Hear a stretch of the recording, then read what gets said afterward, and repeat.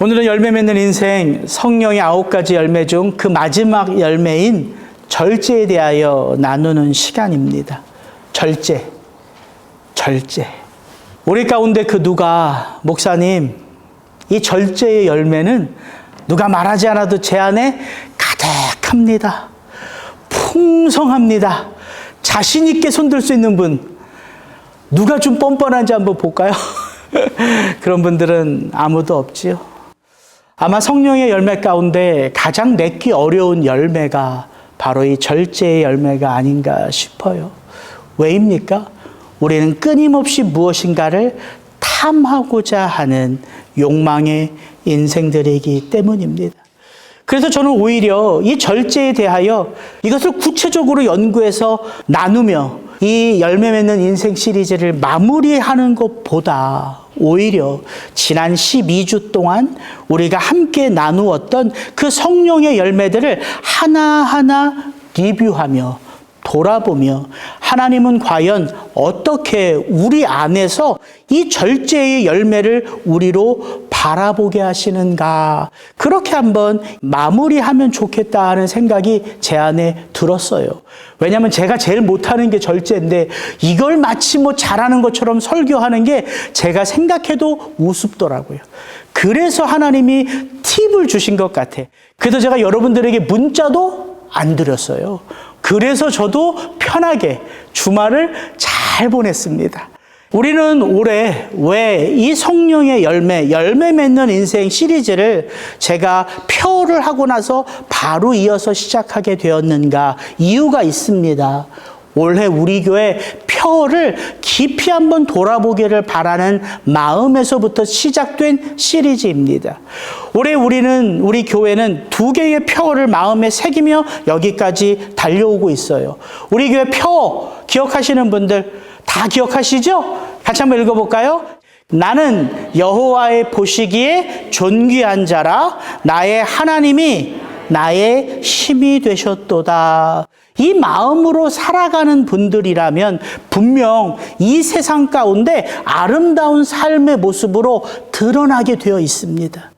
내가 하나님 보시기에 존귀한 자요, 그 하나님만이 나의 유일한 힘입니다. 이 믿음으로 살아가는 분들은 세상 가운데 어떻게 드러나냐면 바로 이 바나바가 우리에게 그런 모습을 보여줘요. 바나바는 착한 사람이요 성령과 믿음이 충만한 사람이라 이에 큰 무리가 주께 더하여 지더라. 여러분, 바로 이것입니다. 우리는 이렇게 구원의 긴 여정을 걸어가며 어떤 사람으로 변화되어 가는 거예요? 성령과 믿음의 사람으로 변화되어 가는 거예요. 성령과 그 믿음이 우리의 삶 가운데 역사함으로 우리는 점점 더 누구를 닮아가게 되어 있죠? 예수 그리스도. 바로 그것입니다. 그것이 구원의 삶이에요. 그래서 우리는 이 성령의 9가지 열매를 통해서 내 속에서 일하시는 그 성령 하나님의 역사하심을 따라 아름답게 그리스도의 형상으로 빚어져 가는 우리 자신을 바라볼 수 있었던 것이죠. 그렇다면 이 성령의 열매는 우리 가운데 어떻게 맺어지는가? 저는 이렇게 3가지의 주제로 이 시리즈를 시작했습니다. 성령의 열매는 갑자기 맺어지지 않는다는 거예요. 그래서 바울은 열매라는 단어를 비유로 쓴 것이지요. 성령께서 우리 속에서 일하시는데 그 열매가, 농부가 그 열매에 씨를 뿌릴 때에 바로 다음날 나아가서 그 열매를 걷기를 기대합니까? 그렇지 않죠. 수고로의 애를 쓰잖아요. 그런데 이 열매는 우리의 노력으로, 우리의 원함으로만 되는 것이 아니라는 데 포인트가 있는 거예요. 그래서 바울은 어떤 단어를 써요? 성령의 열매라고 써요. 우리 속에서 거듭난 인생은 누구와 함께 그 삶을 시작해요? 성령 하나님. 그래서 물과 성령으로 거듭나는 인생이 하나님의 나라를 누리는 것입니다. 그래서 성령의 열매라는 단어를 우리 가운데 주는 것이지요. 그래서 성도는 조급해할 이유가 하나도 없습니다.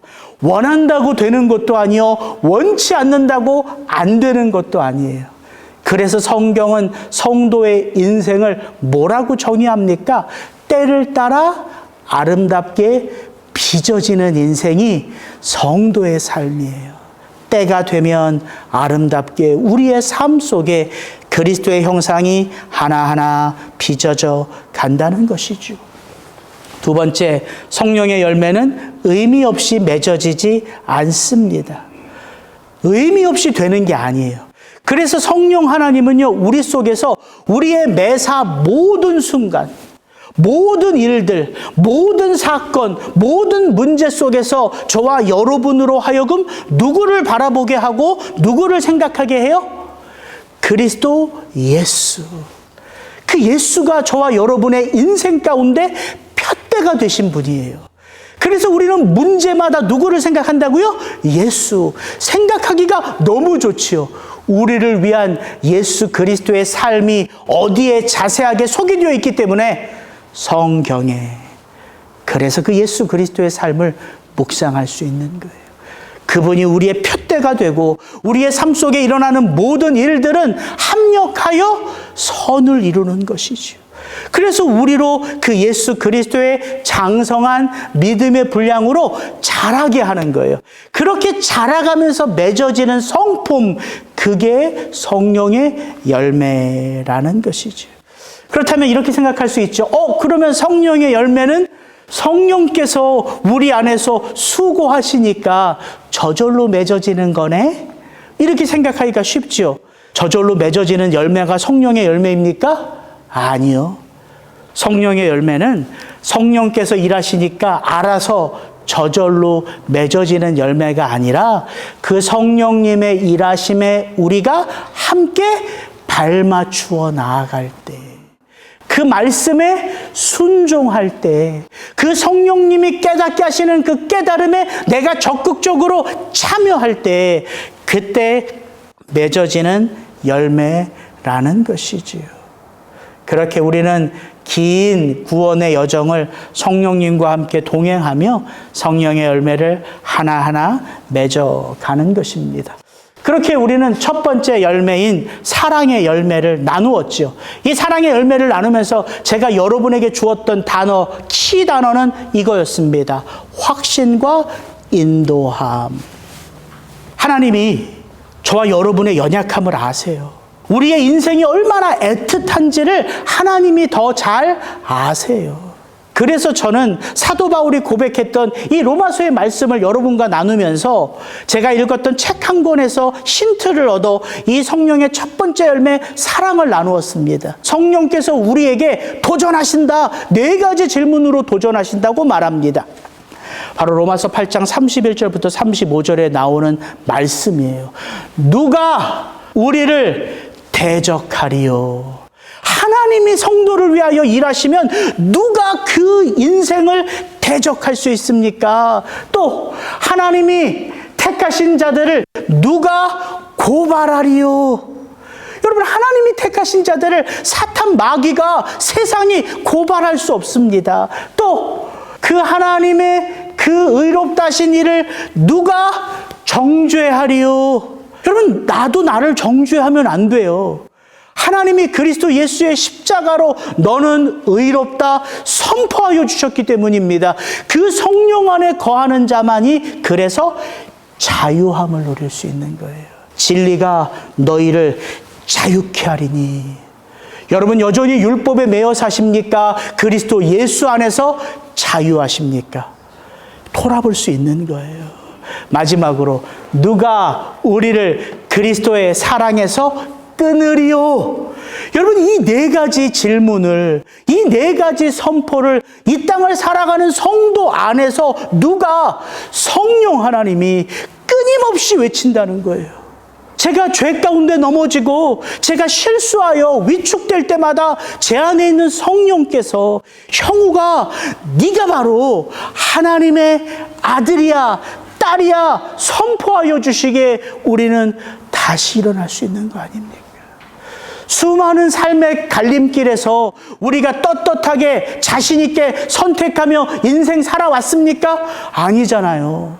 뭐 하나 선택하는 것도 우리 떨려서 잘 못하잖아요. 그 선택의 갈림길에서 주저하고 염려하고 불안해하는 그런 우리들인 것을 성령 하나님이 아시기에 성령 하나님은 끊임없이 우리 속에서 우리를 위하여 말할 수 없는 탄식으로 기도하시는 거 아닙니까?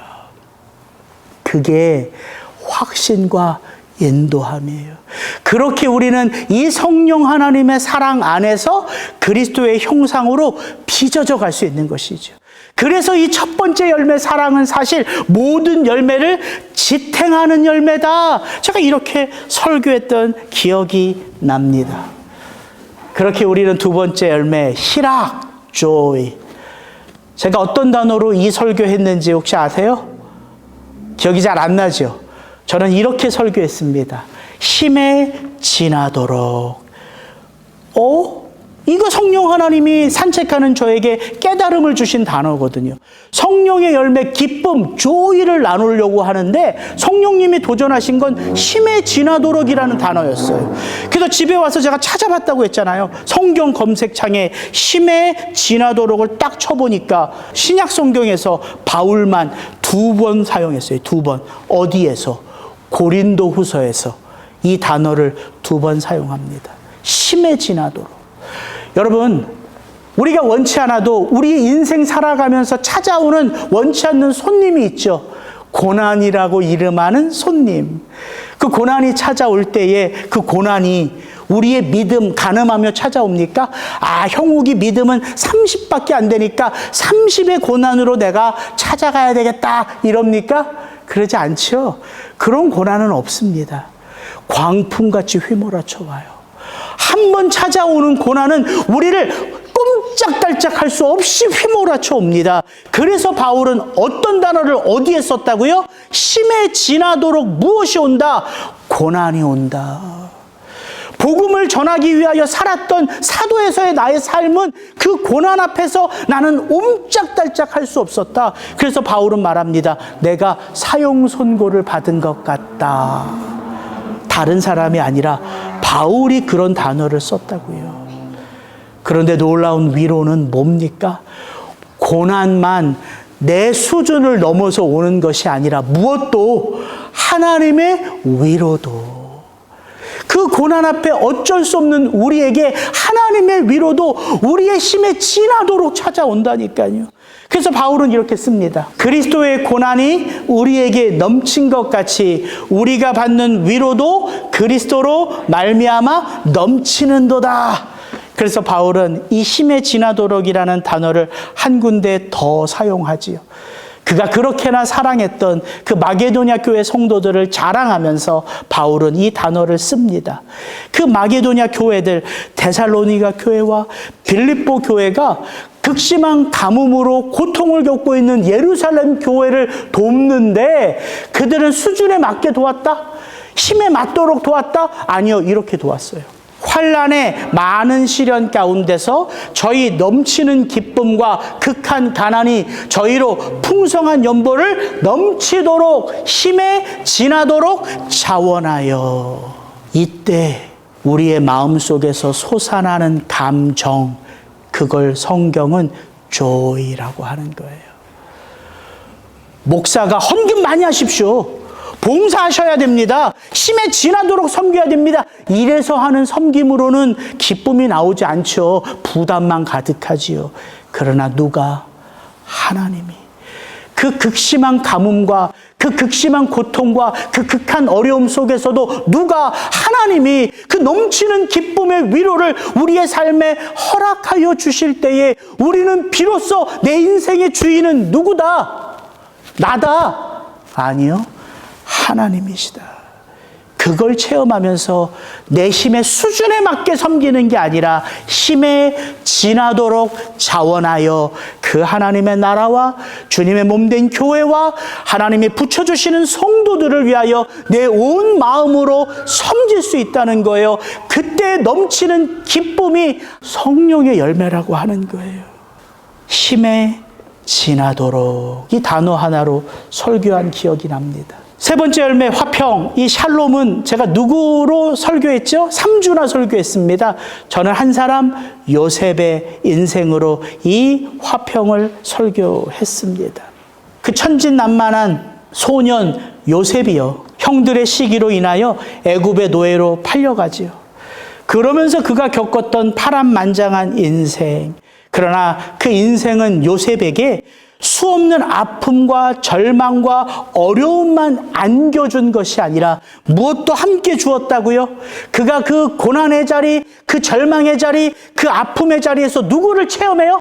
하나님을 체험해요. 하나님이 어떤 분이신지, 하나님이 내 인생을 어떻게 빚어가시는지, 하나님이 깨어진 우리 가정을 어떻게 회복하시는지, 하나님이 우리 민족을 어떻게 이끄시는지. 요셉은 형통이라는 단어를 설교를 통해서 배우지 않았습니다. 누구를 통해 배웠어요? 직접 내 삶 가운데 역사하시는 하나님을 통하여 배웠어요. 그게 요셉의 인생 가운데 경험하는 코람데오의 삶이었지요. 그러면서 저는 그 긴 세월 요셉의 무엇에 포커스를 맞췄다? 요셉의 눈물. 기억나시죠? 요셉이 몇 번 울었는지, 요셉의 눈물이 성경 어디서부터 나오기 시작하는지 여러분과 나누었습니다. 그러면서 저는 정말 이제 잊을 수 없을 것 같아. 그 형들 앞에서 요셉이 했던 그 마지막 눈물의 고백. 내가 당신들에게 하나님을 대신하리까. 저는요, 잊을 수가 없어. 이 요셉의 고백. 하나님을 대신하리까. 근데 하나님은 성도의 인생을 이 세상 가운데 어떻게 세운다고요? 그 하나님을 대신하는 인생으로 세운다고요. 그래서 성도를 하나님의 대사, 엠베스더라 하는 거예요. 시기가 난무하는, 서로 잡아 죽이기를 밥 먹듯이 하는 죄악이 만연한 이 땅 가운데 오직 누가 그 하나님의 그 형통의 복을 체험했던 성도 한 영혼 한 영혼이 이 세상 한복판에 성도는 샬롬의 대사로 서는 것입니다.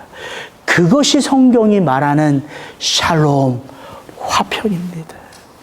성령의 열매 오래 참음. 저는 이 오래 참음을, 하나님의 오래 참으심을 이 세상 가운데 밝히 드러냈던 사건 하나와 그 사건과 연결되어져 있는 사람으로 설교했습니다. 하나님은 오래 참으셨어요. 무엇을? 심판을. 그래서 노아의 홍수 심판. 그리고 그 노아의 홍수 심판에 연결된 인물이 두 인물이죠. 무드셀라와 에녹.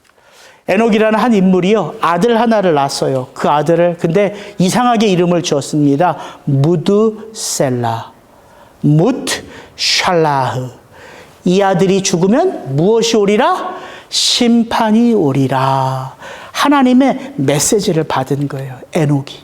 그래서 에녹은 65세에 무드셀라를 낳고 300년 동안 그 심판하시는 하나님 앞에 놓여진 이 세상을 어떤 마음으로, 심판 아래에 있는 이 땅에서 그 심판자 되시는 하나님을 기쁘시게 하는 삶으로 에녹은 몸부림쳤다고요.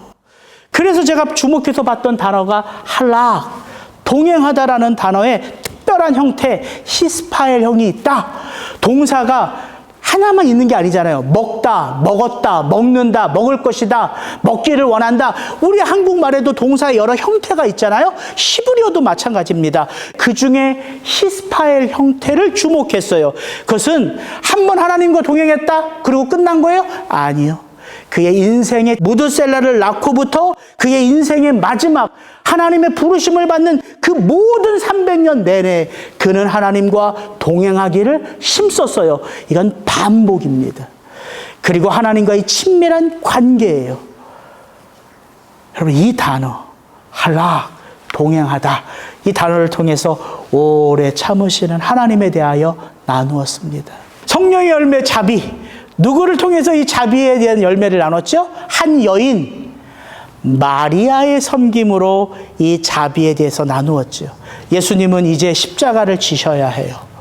그런데 예수님은 십자가를 지셔야 할 때가 바로 코앞인데 아무도 예수님의 십자가에 관심이 있다 없다? 관심 없었다. 3년 동안 동고동락했던 제자들조차 예수님이 수없이 십자가를 얘기했는데 예수님 죽으시나 마나 나는 예수님 좌편에 우편에 한 자리 할 것만 생각했다. 오직 누가? 이 여인만 이 십자가를 주목했다고요. 어떻게? 이 여인은 마리아라고 하는 이 여인은 등장할 때마다 예수님의 어디 앞에 엎드려요? 발 앞에 엎드려요. 왜요? 그 말씀을 듣고자. 여러분, 말씀을 귀담아 들을 때에 말씀의 의미를 깨달을 수 있는 거예요. 마리아는 사랑하는 오라비의 죽음과 부활을 통하여 예수님이 그렇게나 반복해서 십자가 죽음을 말씀하시는 것을 비로소 클릭이 된 거예요. 깨달을 수 있었던 거예요. 그래서 이 여인은 자기가 가지고 있는 가장 존귀한 향유옥합을 병째 깨뜨려 예수님의 머리로부터 발끝까지 부어 그의 십자가 죽음을 기념했지요. 근데 또 이걸 누가 또 레커그나이즈 해줘요? 예수님이. 그 여인의 섬김을 받고 아유 대단하다 이러고 끝난 게 아니라 이 위대한 찬사를 성경에 담아 놓으세요. 내가 진실로 너희에게 이르노니 온 천하에 어디서든지 복음이 전파되는 곳에는 이 여자가 행한 일도 말하여 그를 기억하리라. 여러분, 예배를 얼마나 많이 드렸느냐가 중요한 게 아닙니다. 설교를 얼마나 많이 들었느냐가 중요한 게 아닙니다. 말씀을 얼마나 많이 받느냐가 중요한 게 아닙니다. 그렇게 예배를 드리고 설교를 듣고 말씀을 본 여러분의 마음판에 누가 좌정하여 계시느냐가 중요한 것입니다. 이 여인은 우리에게 도전해요. 그냥 예배 드리러 왔다 갔다 하지 말라는 것입니다. 그냥 말씀 듣고 은혜 받았다 말만 하지 말라는 거예요. 성경을 몇 독했다 자랑만 하지 말라는 거예요. 그 안에 예수 그리스도로 충만하냐, 이걸 우리에게 도전합니다. 그때 삶에서 나오는 게 자비의 열매예요. 양선. 제가 어떤 걸로 양선을 설교했어요? 한 비유 하나 들려드렸죠? 어떤 비유입니까? 선한 사마리아인 비유. 제가 비유가 효과가 참 좋은 설교 방법이다 말씀드렸죠? 비유는 탁월한 효과가 있어요. 극적 반전을 이룰 수가 있기 때문이에요. 그러면서 제가 예루살렘에서 여리고로 내려가는 이 길목은 피의 길이라고 말씀드렸어요. 위험한 길입니다. 실제로. 근데 한 유대인이 거기서 강도를 만나 거반 죽을 지경이 되어 쓰러져 있어요. 중요한 단어입니다. 거반 죽을 지경이 되었어요. 예수님이 딱 이야기를 하십니다. 얼마나 재밌겠어요. 예수님이 들려주시는 얘기. 근데 이 비유의 이야기를 듣는 우리들은 다 이런 생각하기 쉽죠. 내가 누구다? 내가 누가 되어야 된다? 선한 사마리아인이 되어야 된다. 이렇게 생각해요. 그러면서 우리는 양심의 찔림을 받아요. 내가 누구처럼 못됐으니까. 제사장, 레위인은 사랑을 베풀기에 탁월한 사람이 되어야 되는데 나는 성도고 교인이고 장로고 목사고 권사인데 저 제사장처럼 저 레위인처럼 거반 죽을 지경이 된 사람을 보고도 지나쳐가니까 우리 이 비유 이야기 들으면 마음에 찔림을 받는다. 그래서 나는 선한 사마리아인이 되어야 되겠다 이렇게 결심하는 게 이 비유라고 하지 않았습니까? 이 비유의 이야기의 핵심은 선한 사마리아인이 되어야 되겠다가 아닙니다. 내가 제사장, 참된 제사장, 참된 레위인이 되어야 되겠다도 아니에요. 누구라는 거예요? 우리가 누구라는 거예요? 거반 죽을 지경이 되어 쓰러진 그 강도 만난 자라는 거예요. 내가 강도 만난 자임을 깨달을 때 비로소 이 비유에 등장하는 선한 사마리아인은 누구죠? 예수님. 이게 이 비유의 핵심입니다. 성령의 열매 충성. 누구로 나누었죠? 다니엘. 그렇죠? 다니엘이죠? 여러분, 다니엘은 우리에게 무엇을 도전하냐면 보이지 않는 하나님을 향한 충성을 다니엘은 보이는 이 세상 속에서 드러내었다는 사실이에요. 제가 처음으로 했던 설교가 아직도 기억나요. 우리 청년들에게. 야, 너희는 보이지 않는 하나님의 나라를 섬긴다 그러면서 대한민국을 위해서 기도도 안 하냐? 너희는 보이지 않는 하나님 아버지를 사랑한다고 하면서 육신의 부모님에게 전화 한 통 안 하냐? 제가 이렇게 설교했던 기억이 납니다. 다니엘은 우리에게 믿음이 뭔지를 도전해요.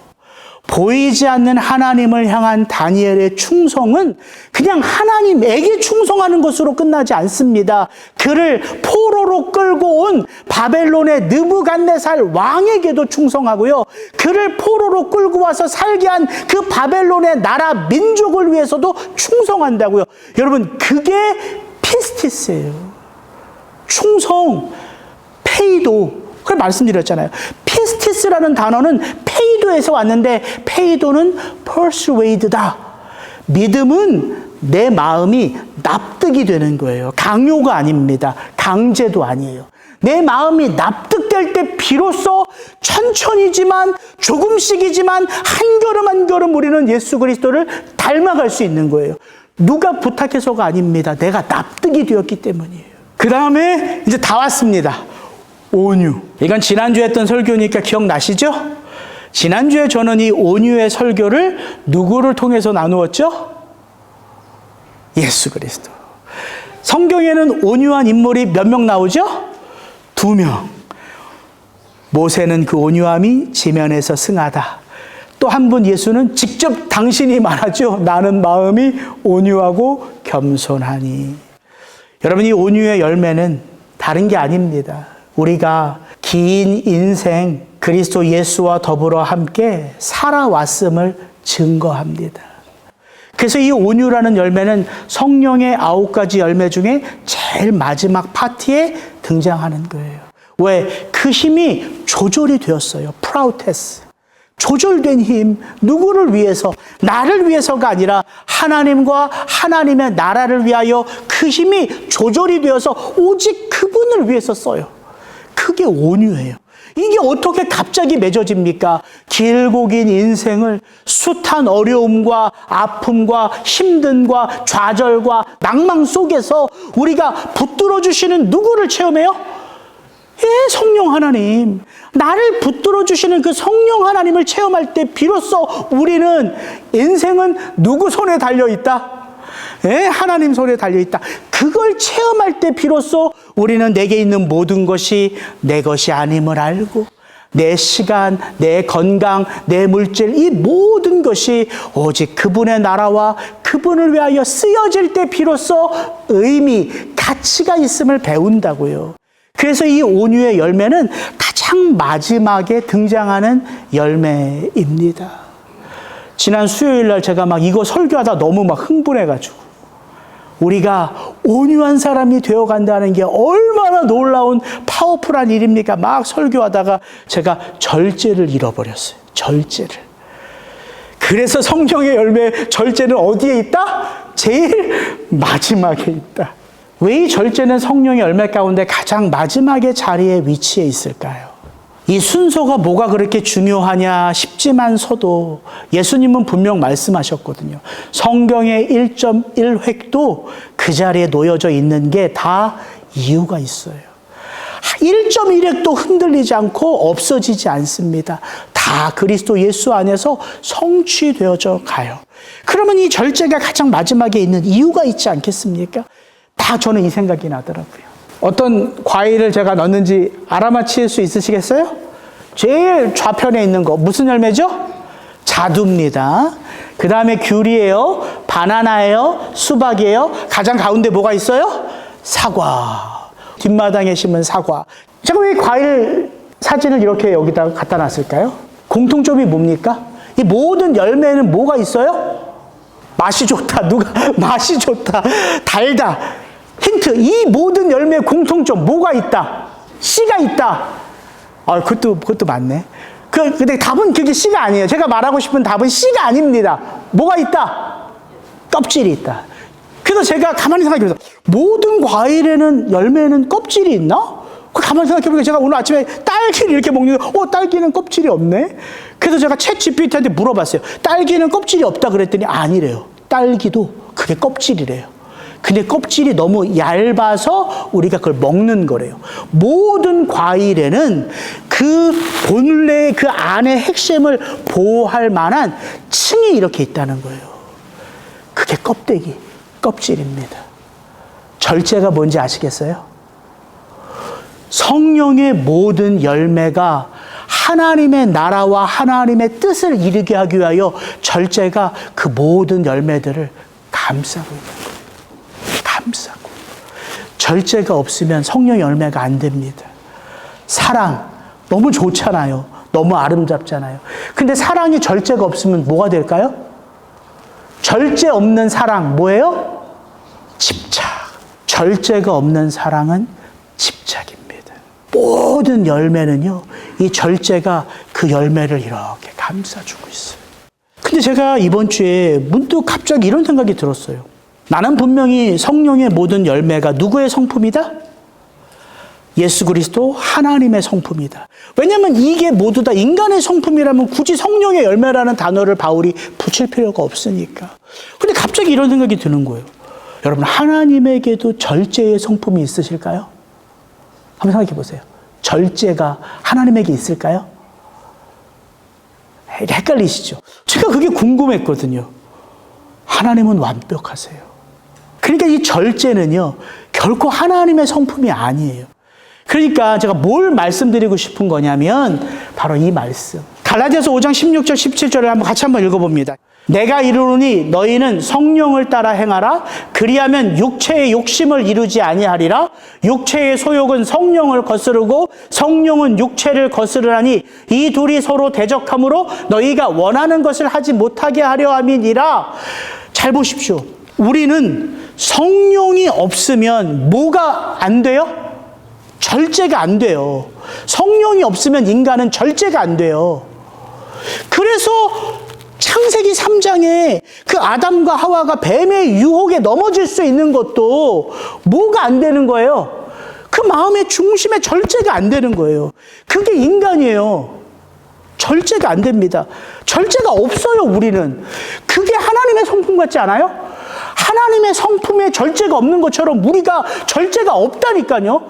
절제 없이 만들어졌어요. 근데 하나님이 그 중심에 거하지 않으면 그 절제가 없는 좋은, 다 하나님의 말씀대로 하나님의 뜻대로 순종해야 될 우리가 그 마음의 중심에 누구를 놓치면, 하나님을 놓치면 그 좋은 성품조차도 무엇의 도구가 돼요? 죄의 도구가 돼요. 그 완전하신 하나님의 모습대로 하나님은 누구를 만드셨다고요? 우리. 그러나 우리로 성령 안에서 거듭나게 하심은 우리의 마음의 중심에 누가 좌정해야지만 하나님. 그 좋은 하나님의 성품을, 그 좋은 하나님의 역사를 마음껏 사용할 수 있다고요. 그래서 이 절제라는 단어가요, 엔크라테이아예요. 근데 이 단어가 참 재밌습니다. 무엇 안에 크라토스가 힘, 지배력, 파워입니다. 그러니까 절제는 우리 안에서 우리를 다스리는 힘이 엔크라테이아예요.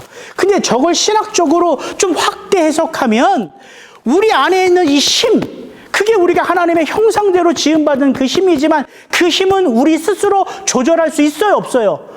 안 된다니까요. 그게 사탄의 도구고, 그게 욕망의 도구고, 그게 저주로 살아가는 인간의 운명입니다. 그런데 그 힘이 근원 대신 누구 안에 있으면? 하나님 안에 있으면 우리 안에 있는 모든 하나님의 형상은 마음껏 드러나고 아름답게 드러나고 풍성하게 드러나죠. 그래서 하나님은, 하나님에게는 없으시지만 인간에게는 반드시 써야 할 무엇? 절제의 열매를 모든 열매의 가장 마지막에 딱 두시며 우리로 누구를 보게 하세요? 하나님. 이게 열매 맺는 인생 시리즈의 마지막입니다. 저와 여러분은 하나님 없으면, 그리스도 예수 아니면 아무것도 아닌 인생이에요. 그러나 저와 여러분은 그분 안에 있으면 이 세상 그 누구와 비교해도 부끄러울 것 없는, 우리가 잘나서가 아닙니다. 똑똑해서가 아닙니다. 탁월해서가 아닙니다. 우리 아버지가 바로 하나님이시기 때문에 그 하나님의 나라를 위하여 하나님의 대사로 이 세상 가운데 우리는 살아갈 수 있는 것이지요. 같이 한번 기도하지요.